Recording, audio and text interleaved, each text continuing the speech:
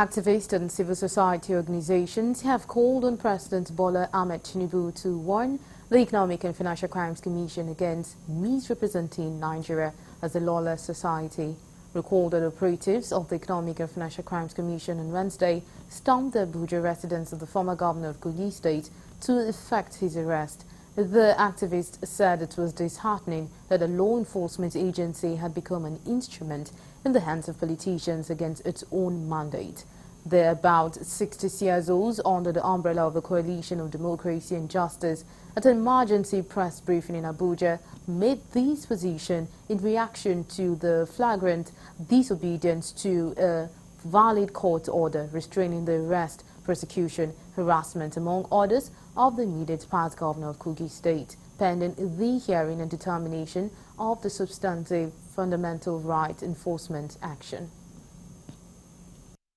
Ladies and gentlemen, at this junction, we call on our dear President Bola Ahmed Tinubu to ignore and rebuff all attempts by political jobbers to influence him to move against one of his most dependable allies. Their voices of blackmail and wickedness, false allegations may be loud, but truth remains constant, and justice shall prevail ultimately.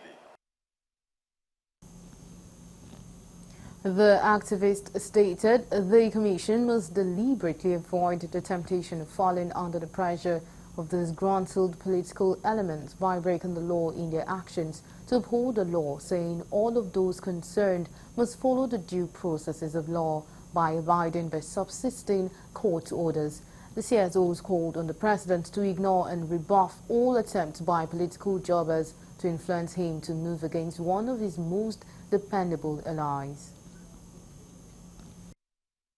Now it is important that we advise the Efcc not to make itself susceptible to any action that might be deemed as violating the sanctity of the judiciary.